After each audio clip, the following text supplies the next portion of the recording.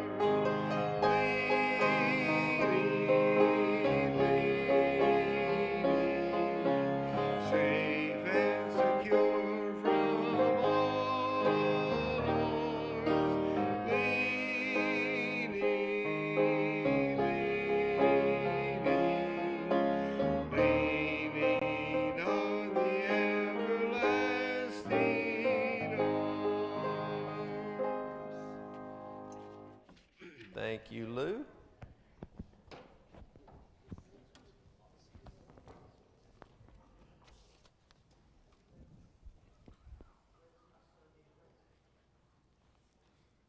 I'm glad you're here tonight, because if you weren't, I'd just have to talk to myself.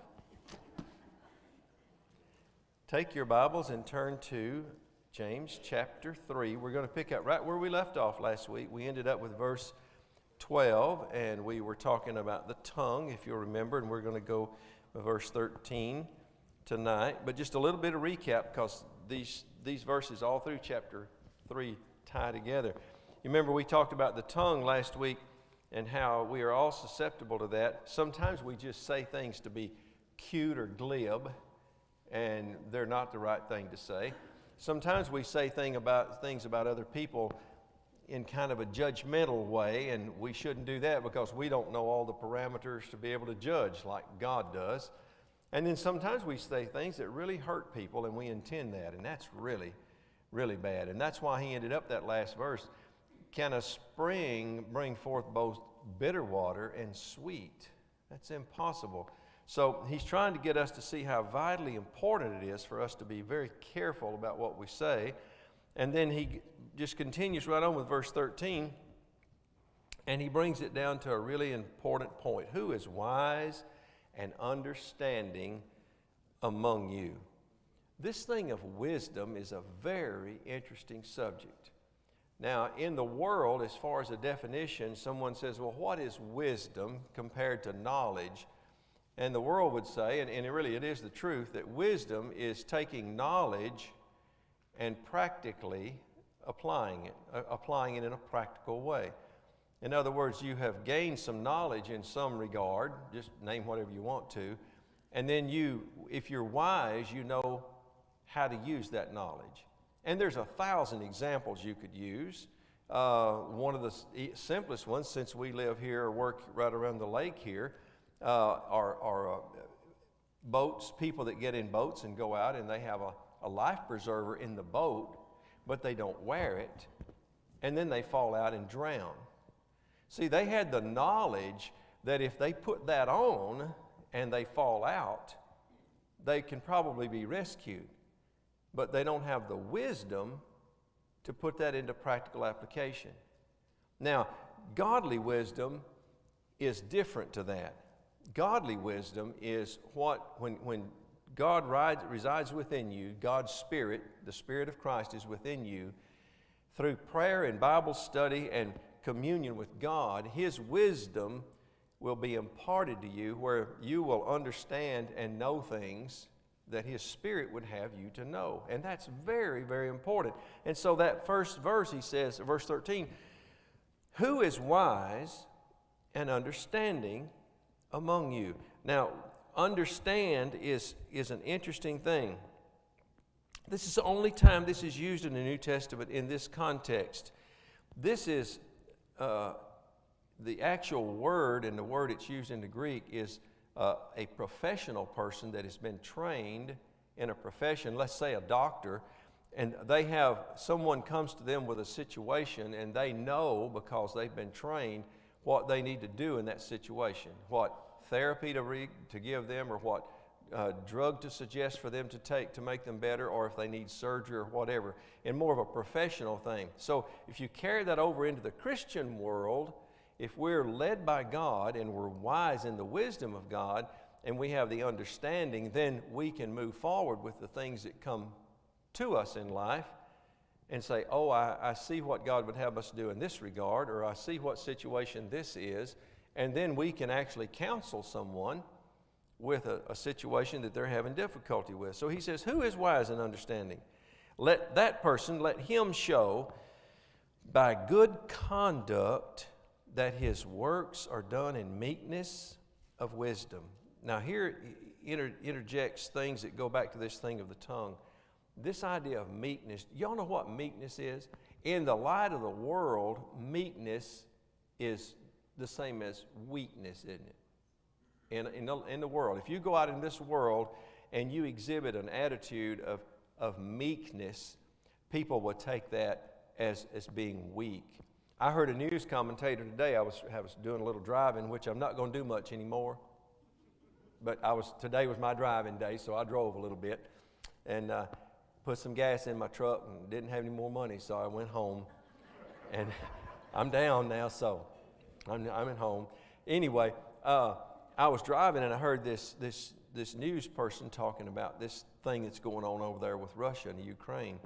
And this news person was talking about the history of dealing with terrorists and really mean and bad people, that those kinds of folks, if you try to negotiate with them and give in to them a little bit, they perceive that as weakness, whereas we might perceive it as meekness. But meekness in the Christian point of view is strength under control. That's what meekness is. It's strength under control. Yes, we have the power within us to do things in God's name, but we respond to people in a way that comes across to them that we love them and care for them, and we're not going to lord it over them. Some of them may think that's weakness, but that is what's so wonderful about the wisdom of God, is we express it in meekness, and it's a very important thing. He goes on, has that but word there in verse 14, but if you have bitter envy and self-seeking in your hearts, do not boast and lie against the truth. We need to remember here that we're talking about people in the church. In this context, and the rest of this chapter, just like the first part of the chapter, is so difficult because we're not talking about the lost world. We're talking about folks in the church here. And he says, if you have bitter envy, not just envy, but bitter envy, where you just are approaching the point of complete disgust with something or someone, that's a horrific place and a position to be. And self self-seeking. You see, we're going to get into this in a few verses, this thing of pride. Like many of you have been in Don's classes and you've talked about pride so much. This is what self-seeking is. It's always me above anyone else. And that's part of that thing going back to the tongue. You'll experience that on a daily basis now at wherever you choose to buy gasoline, since we're using gasoline as a subject, because I waited in line this morning to get to a pump. And you know, I thought when I got up there that if I backed up and moved over, I could get in this place, but someone pulled in there and did that. And I thought, that was my pump. You see, we're self-seeking, aren't we? You know, that I was supposed to be there. But that's just typical of the world we live in, self-seeking. And you're going to see that in these next few verses. What he's dealing with here is, he says, self-seeking in your hearts. That's wanting you and me in ourselves to be above others and to have this and to have that and be able to rise above our circumstance, is spiritually and physically and in all kinds of ways. We'll see that in just a few minutes. And he says, if you have bitter envy and self-seeking in your hearts, do not boast and lie against the truth. If you're in the church and you've allowed the devil to come into your life and weasel his way in and got you kind of doing some of this, as old timers used to say, this stinking thinking, you're just not right with God and you're kind of veering off a little bit, don't boast and lie against the truth of God that should be coming out in your life. Don't do that. He says this wisdom does not descend from above, and then he gives 3 illustrations of what it is. And this is terrible. This kind of wisdom does not descend from above. It's not godly wisdom, but it is earthly. First of all, it is temporal. It's like this earth is. It's not wisdom that is worthy of anything. It's going to last any time. It is sensual. It comes through in the senses that we have, that we can exhibit in this world. It's a sensual thing. And then he goes so far as to say it is demonic. It is of the devil. The devil uses that to hurt and to harm his church, God's church, and to work on this earth. So it's earthly, it is sensual, and it's demonic. For where envy and self-seeking exist, confusion and every evil thing are there. Envy and self-seeking. This is a description of the chaos that human wisdom brings in every aspect, and especially when you get it inside the church. It is a very difficult thing. This says that not everything is of itself evil, but something of evil gets into everything, and it can just mess it up. And you know what that's like. If I ask you for a show of hands, that many of you have been in church or in churches for a long, long time. And you remember the little story that Brother Lee told Sunday about the fellow on the island, you know, and he had this little hut, and the other one, he said, well, that was the first church, and then after we split, this is the one I went to. And there's only one guy on the island. Yeah, that's kind of funny, isn't it? But you've been to churches that, and I have too, that were as a result of a split from another church. And it happens all the time. Now, this church has never had that happen, but there are many churches. I remember one time my dad got transferred to Ranger, Texas. Y'all know where that is? Used to be on old Highway 80. Now Interstate 20 goes by it. But when we went to Ranger, of course, Mom and Dad always, first week you're there, you're going to join a church. They didn't even visit around much, and they joined the Second Baptist Church. And after they joined it, my mom, I remember her talking one night to Daddy, said, you know, Elmer, we should have visited around a little bit. I think the First Baptist Church would have been better than the Second Baptist Church. Turned out the Second Baptist Church was a split off from the First Baptist because they let stuff like this get in there and mess things up. And this is even really close to home. You know, when Don and I came here, we liked the looks of this interior. This blue is so calming and peaceful, you know, and everything. But did you know if this church decides and votes to remodel this interior, there is an opportunity for conflict, for pride and self-seeking to come up, because some will want some pretty kind of green or some burgundy red, and some will say, no, let's just put it back like it was blue. And some are going to say, well, I think we ought to have chairs like they have at the cowboy church so you can take them out and do whatever you want to with them. And others will say, no, we need pew. You see what I'm talking about? And I've even known of churches that split because of silly things like this. This is when the devil gets in. This is where he gets in and causes, as God's word says here, confusion and every evil thing. And it can happen so simply that before you know it, you're embroiled in something like that. And it's a terrible thing. But look at this. He's just like Paul in his writing here, verse 17. But the wisdom that is from above is first pure. There are 7 things in this verse. We're going to look at each one of them. We'll do pretty quickly so we can move along. The wisdom that's from above, this is godly wisdom. 7 things in this verse. First of all, it's pure. You know what pure is? There's no contaminant in it. There's nothing in it that would be cause it to be impure. It is just pure. It's perfect. And then it's peaceable. The wisdom of God is peaceable. This gets back to that meekness thing, an attitude of peaceableness. Peaceableness. Again, this refers back so much to this tongue thing. I have been trying so much to be a lot better person in this regard. How many of you have ever had this happen, especially if you have somebody that you're around a whole lot and you're very familiar with? They'll say something about a situation, and then your temptation is to say something derogatory about it or down about it. And it just happens, doesn't it? It just happens. Let me give you an example that touches really close to home here. Is Brenda back with the children tonight? Okay. This morning, I think Donna saw it on Facebook, where there were, the children, the child care down there, and there's lots of young moms and dads that bring those children by, and apparently there were some little ones that their mom brought them by, and they were sick, they were ill, and Kendra has to make a decision. No, we can't have that child today because of all these.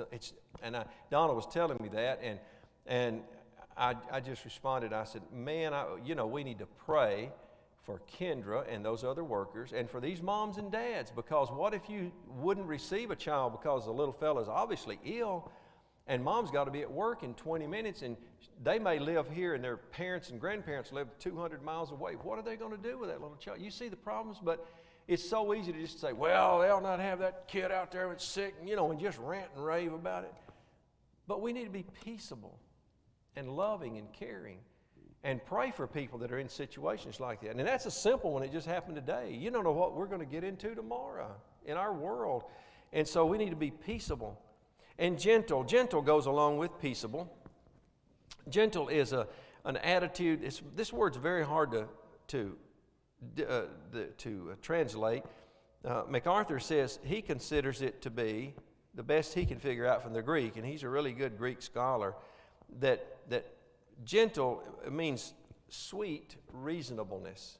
Now what he means by that is sometimes when you're being reasonable about something with someone that is unreasonable, sometimes you can get crossways with that person if you don't use language that is gentle. You see what I'm getting at? You have to use language that's gentle, because that person is already stressed, they're already upset about something, and if you interact with them in a way that is not gentle, that is unreasonable, it can backfire on you completely. So that is a beautiful word, gentle. Willing to yield is very similar to that.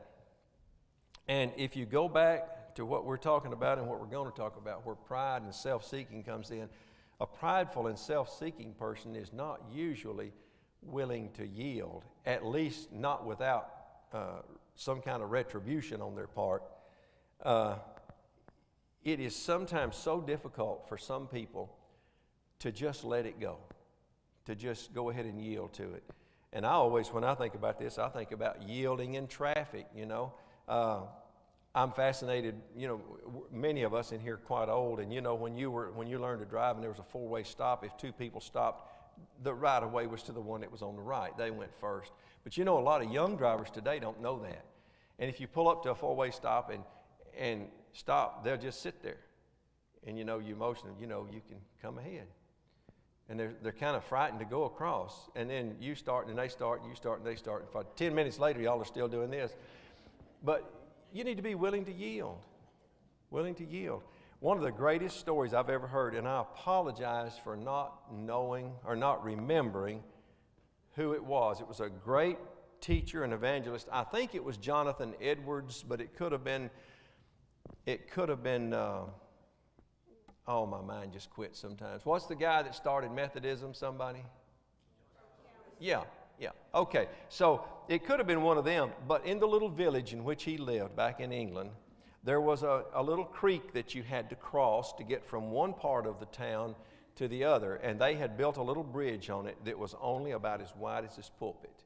2 people could not pass. There was a man in that town that just literally despised this evangelist because of his stand for God, and it had created some difficulty in the town about some of the merchants and this, that, and the other, and some of the things they sold and that they wanted to sell on Sunday, and this pastor had stood up for that. And so this fella in town was just bad-mouthing him all the time to people. And it just so happened one morning that they both got to that bridge at the same time, one on one side and one on the other. And that old fella yelled at that evangelist. He said, "I never yield to a fool." And that evangelist had already taken a step onto the bridge, and he backed up and he said, "I always do." Isn't that great? I've always thought that was the greatest thing to talk about when you're looking at these characteristics. Willing to yield.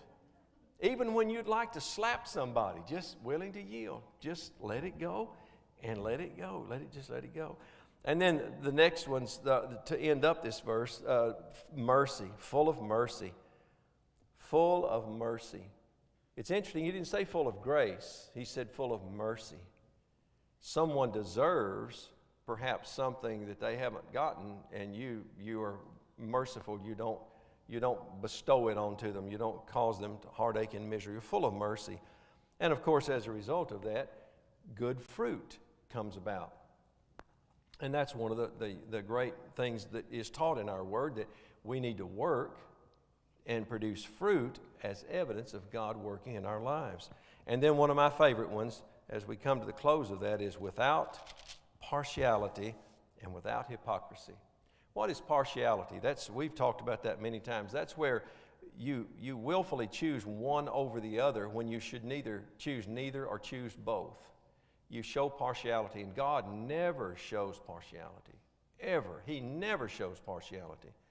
But you choose one over the other. And one of the greatest illustrations of this that I think is easy for us to understand is that for whatever reason, most people in our culture today are very proud of their of their ethnicity, their racial background.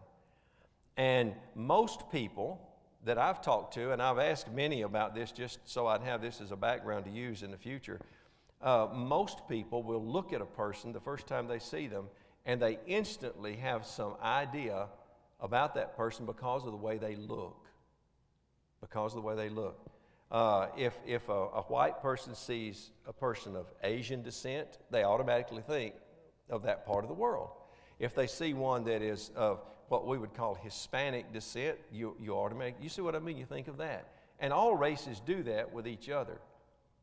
But we don't need to then let that cause us to show partiality because of that.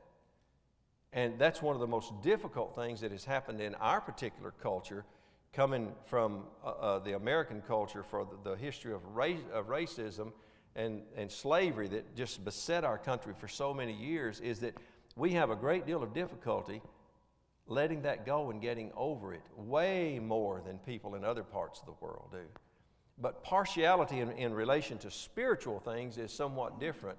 We tend to think this thing of being partial sets us apart as being a little better or a little more holy or a little more sanctified than someone else. And we should never do that. Never do that. God just does not like. He despises partiality. And you know what hypocrisy is? That's saying things that someone should do, but then you don't do them. It's easy to understand that. Do you know where that came from, by the way? It's so easy to, I've seen this done several times. It's so easy to understand if you illustrate. Greek plays that they did on stage on amphitheaters, oftentimes they would not have enough actors to do the whole play. And they would have either a fake costume or just a mask they would hold up in front of their head. So one fellow would run out with his mask on and he would say something, and he'd run back, and then he'd change masks and come out and say something else.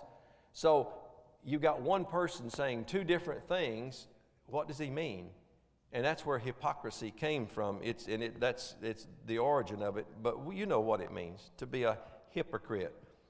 One of the greatest responses you'll get, and I know those of you that have visited a lot, and Bill and I were talking about visiting last week, one of the greatest responses you'll get when you invite someone to come to your church is, I don't want to be down there with that bunch of hypocrites.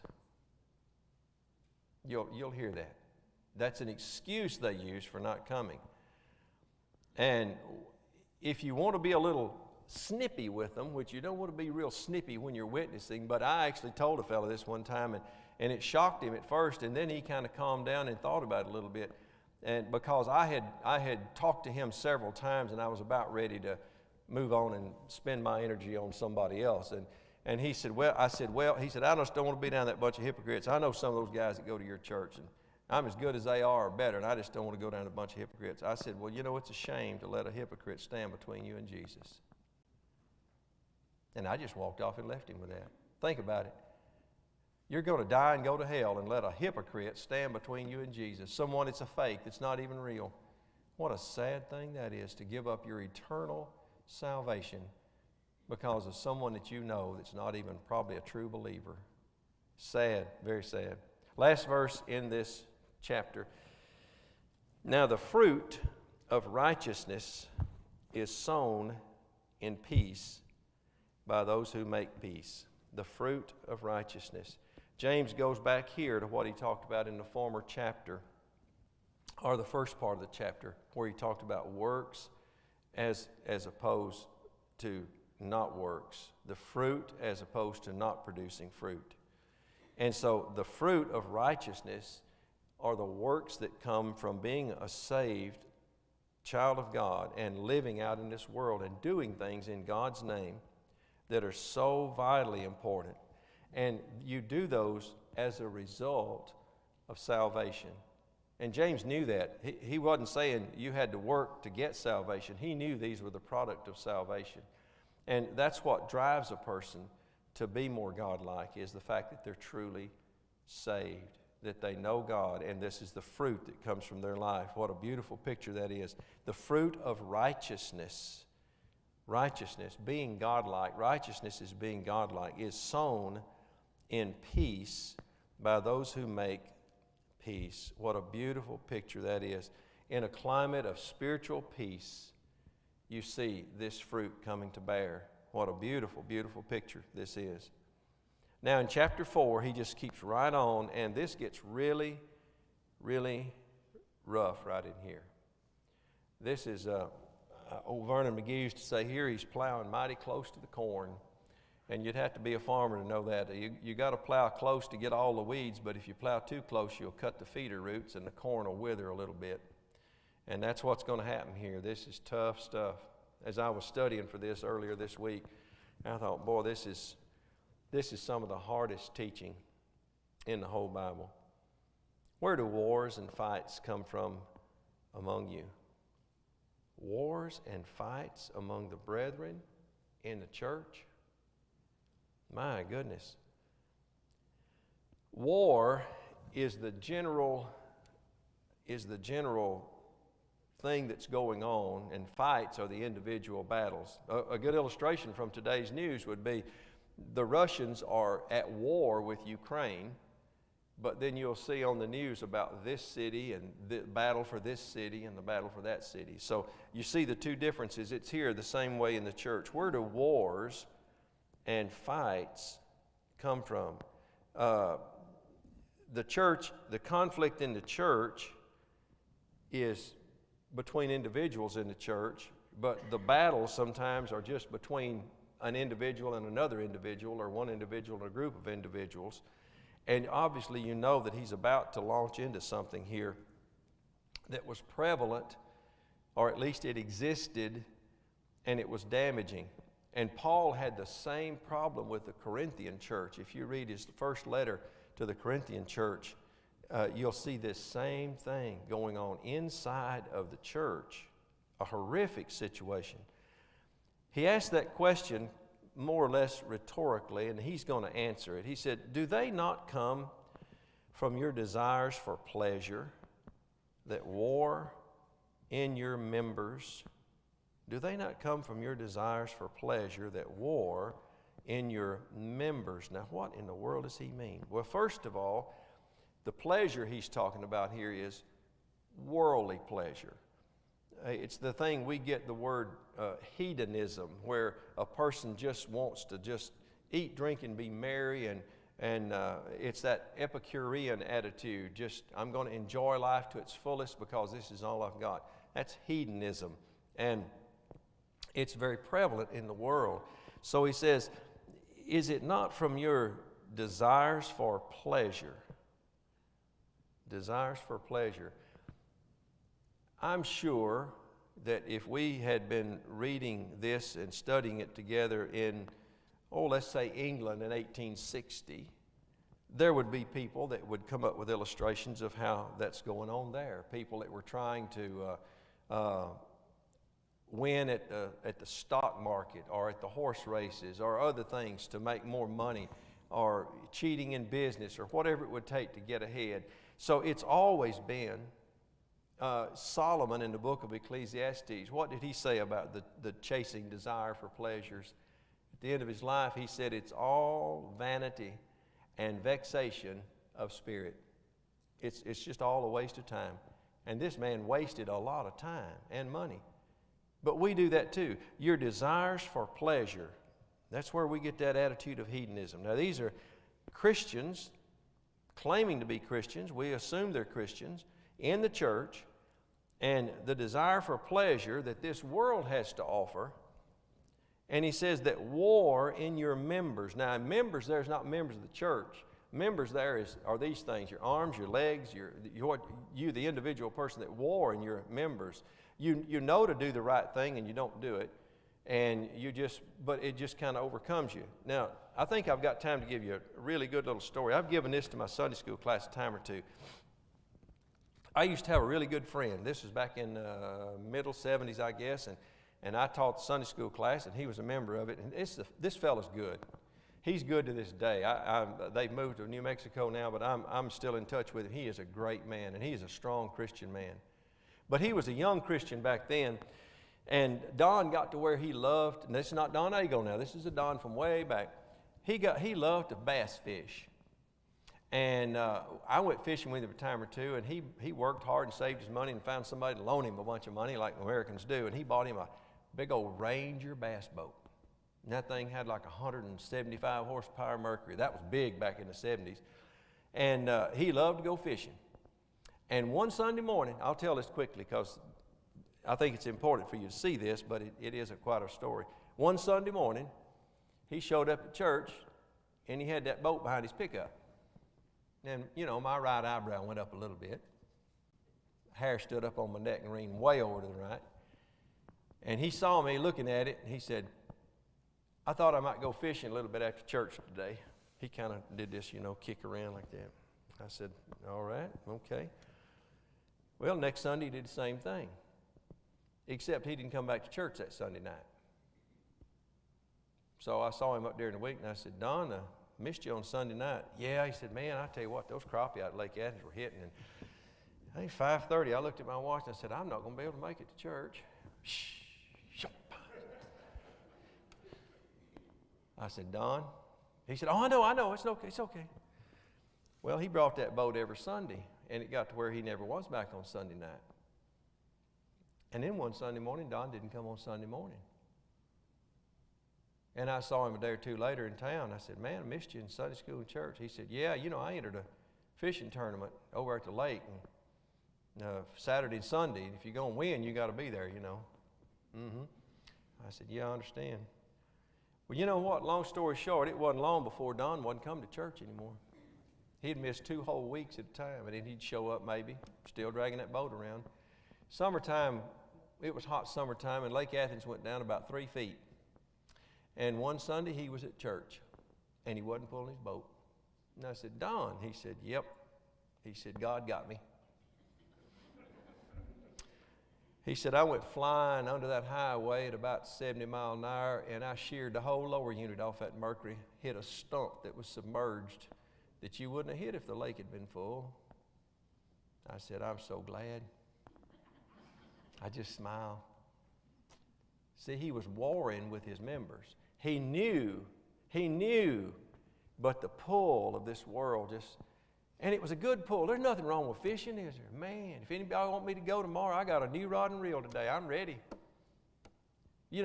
I'm serious, I did. I went to Academy Day and got me a new rod and reel. So, but, if you don't want to invite me, it's okay. But you see what I mean? That's what this verse gets at in a very serious way. You have a desire for pleasure. You want to enjoy this world, and you let it war in your members. And pretty soon, that'll pull you away from what God would have you to do. And you see in Don's case, a precious fella, but what he was doing would negate pretty much any possibility of him witnessing to somebody about being a Christian and coming to church, wouldn't it? Because he's not in church. He's hypocritical about what he would be telling someone. This is a very hard verse, and the thing about this is it slips in so easily in our life, that just little things will cause us to not do what we should do and what we know we should do, and the conflict comes. But the devil will cause us to just ease right on into that if we're not careful. There's been a time or two in my life that I kind of backed away and backed off. One was when I was a teenager, 17 years old, 18. And I got to where, I didn't quit coming to church, but I got to where I didn't really want to, and I couldn't wait till it was over, and I'd go run around and do stuff, And another time was even after I was married, and I let the work that I love to do kind of start doing that kind of thing. I'm one of those people that was blessed. I worked 40 years doing something I love to do. I used to wonder how people would even pay us for what we did. I enjoyed it so much.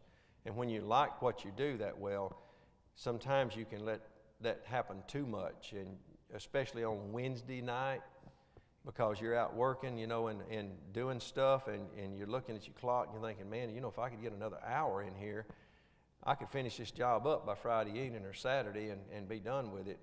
But if you work that other hour, you're not going to get to come to prayer meeting and Bible study. And you think, well, maybe just this week. You see what I mean? And that's what happened to Don, and it's happened to me, and it might have happened to one of you or two. I don't know. But he goes on, he says, you murder and covet and cannot obtain. Now that is serious language, isn't it? That is serious language. I think James had in mind actual murder with people that let this go so far that they would do anything to gain and to have pleasure.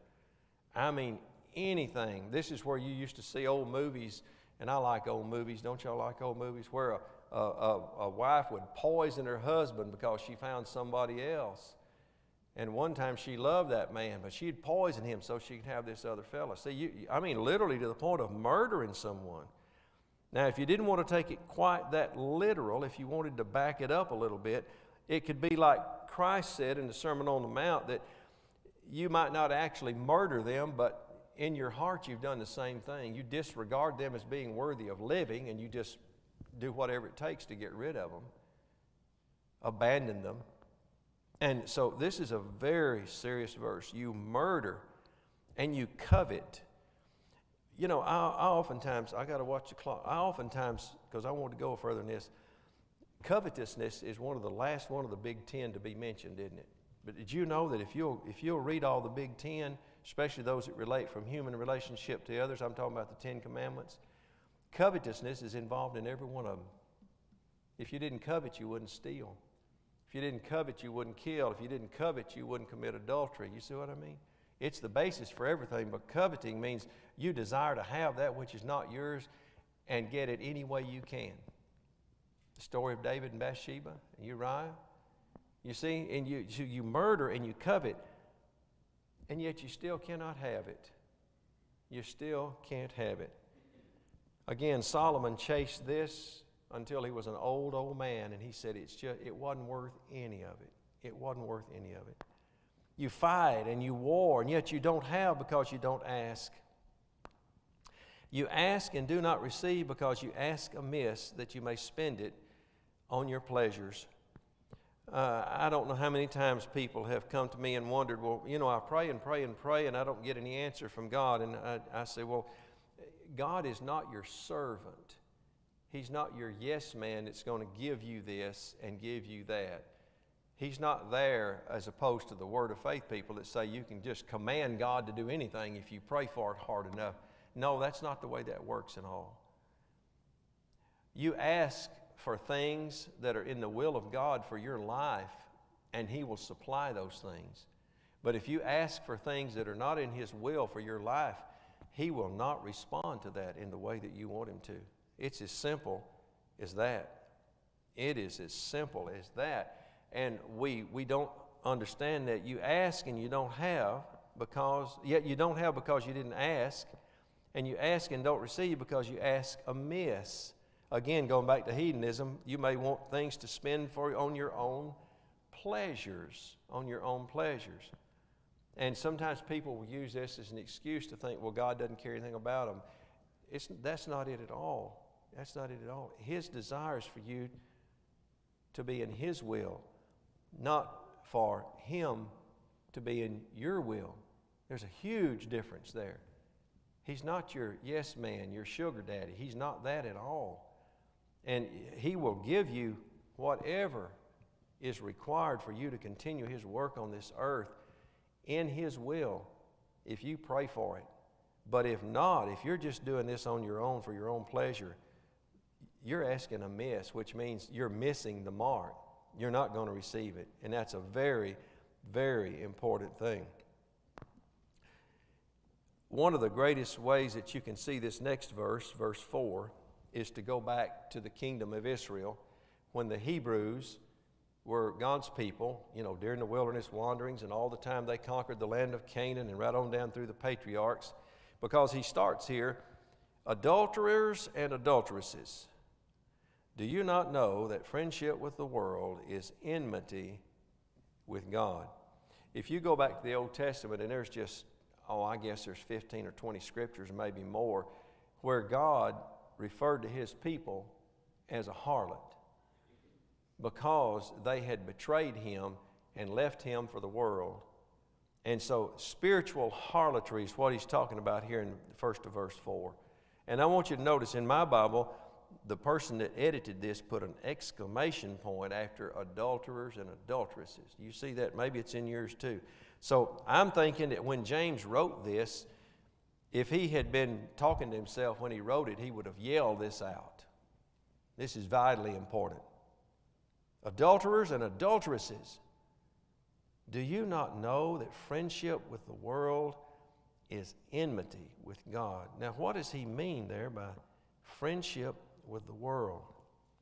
Well, it goes back to that hedonism we were talking about earlier. That's where you are so comfortable in this world system.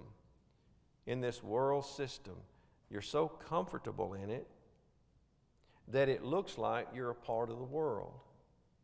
It looks like you're a part of it. In other words, there's no distinguishing between you and the world. You're as much at home in the world system as you are any other way, and so you become more like the world.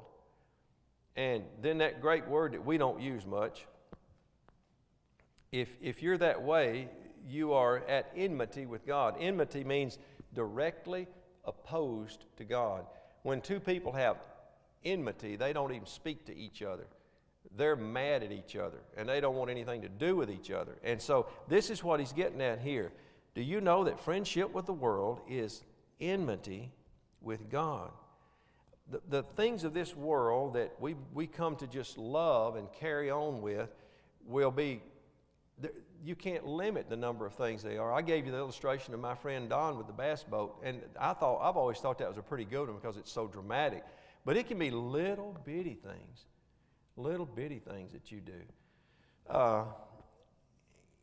Culturally, some of the things that we see, some of the things that we do, some of the places we go, some of the things that we wear, some of the customs that we take up that are part of the world, that at one time or other we accept them, and then they'll change, and then we'll change with them, and we become just like the world. We're not transformed to love God, as Paul wrote in the book of Romans.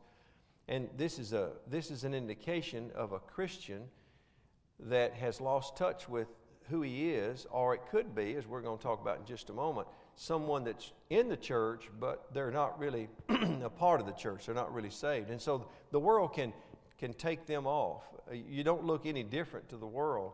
And I don't mean you need to be like our Mennonite brothers and sisters or the Amish folk, where you wear some kind of clothing that everybody knows that you're that part. I'm not saying you need to go that far. However, we should go a little further than perhaps we do in not looking like the world. But it's just an important thing that we are involved in the world of the part. He uses that word friendship, that we're friendly with the world. Now, some of you may think, and some people might say, well, if you're not friendly with the world, how are you going to witness to them and win them? Well, Paul said that I want to become as much to where I can reach them as possible, but I don't want to become a part of them. And so we have to be so cautious about being so much a part of them. One of the best ways you can exhibit this out in the world is your speech. Your speech. How do you talk? Are you kind? Are you sweet? Do you use profanity and foul words? Are you a coarse jester that we're cautioned about being? So your speech is one obvious way. The way you dress is another. Do you dress appropriately or inappropriately? Do you just follow along with the customs of the world around you? And then when it comes to a time of bringing out your verbal communication with people about Christianity, are you willing to stand up for that in a way that is described by that verse that we looked at a moment ago, with meekness and gentle, but being forceful enough that people know and understand that you're a child of God? That no, I won't choose to work here because I need to be at church, or I need, this is what we do at our church in relation to that kind of thing. Just bring these up in conversation. It's very important to be set apart from the world.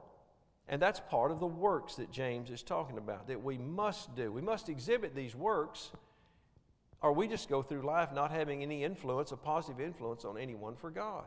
We just don't. If you look just like the rest of the world, it doesn't make any difference. It's a hurtful and harmful thing when you have a friend that you've known for a long time and you can't seem to have any positive influence on him, and he just considers you just like he is. He needs to know that while you're friends, that you're a child of God and this person is not, and that's a heartbreaking thing. We need to live a life that would show others Christ in us, so that others might want to have or want to desire Him. Let's go on just a minute, see what we can find here. Enmity with God. Whoever, therefore, wants to be a friend of the world makes himself an enemy of God. Now, he is repeating in the latter part of verse 4, the same thing he said in the first, but he turns it around, so it makes it a little clearer for us. Whoever, therefore, wants to be a friend of the world makes himself an enemy of God. I think the easiest way to see this is to take the life of Christ. He was not a friend of the world, was he? Everywhere he went, people flocked to him for what he could give them, which would be food and healing, and they really liked that. But then when he began to preach the message of salvation, almost from the very beginning of him preaching the message of salvation, his pathway to Calvary was laid out, wasn't it? They didn't like that. They did not like that. And so this is what the end of that verse means. If you want to be a friend of the world, you're going to be an enemy of God. I heard a great preacher on the radio just a few weeks ago. I heard him. He said, if you want to look at your spiritual condition, just look at how many times in a week do you have any kind of persecution because you stood up for God in any regard. And I was kind of ashamed. I thought, that is so true. Jesus taught that so much. If we stand up for him out in this world, we will be persecuted. Now, not like he was, and maybe not like these first century Christians, but people are going to say snide things and kind of make remarks about you, either to your face or not. You're not going to be as popular in groups as you would be if you didn't say anything. You're not going to be invited to as many parties and enjoyable things that people would want because, well, they're going to, if you invite him or if you invite her, they're going to want to talk about church and Christ and all this stuff. You don't want them around. So you become an enemy of the world if you're a child of God and doing what he says, but if you're a part of the world, you're an enemy of God. Verse 5, or do you think that the Scripture says in vain? Now, Scripture is in capitals in my Bible here. This is the holy Word of God, which is absolutely pure and true. Do you think that the Scripture says in vain, the Spirit who dwells in us yearns jealously? The Spirit who dwells in us yearns jealously. That is the Spirit of God. This is a very difficult phrase, but this is the Spirit of God. That's a big S in there. That's not our little spirit. That's the Spirit of God, and it dwells in us. In other words, it's a part of us. And when it says it yearns jealously, it yearns jealously. This is the desire of the Holy Spirit to have you do what God would have you do. It's a yearning jealously that we put a human characteristic here to God, and it makes it a little easier for us to understand. You yearn jealously. It is as if an unbelieving person in their spirit, little s, is bent on evil, and they are, aren't they? Unbelieving people are sometimes really wrapped up in sin. So their little s spirit that's inside of them is controlled by the devil, and they are bent toward that. Their little spirit yearns jealously for the things of this world. But our spirit, our little s spirit, is supposed to be controlled by the big S, God's Spirit that lives within us. And as God's Spirit sees us going through this world, he yearns jealously that we would do what he would have us to do. We'd make the right choice, do the right thing for kingdom's sake, his kingdom's sake. I forgot what verse it is in Matthew in the model prayer where Jesus prays, thy kingdom come, thy will be done. And what's the next part of it? Yes. That's what this verse reminds me of. We are his ambassadors here on this earth.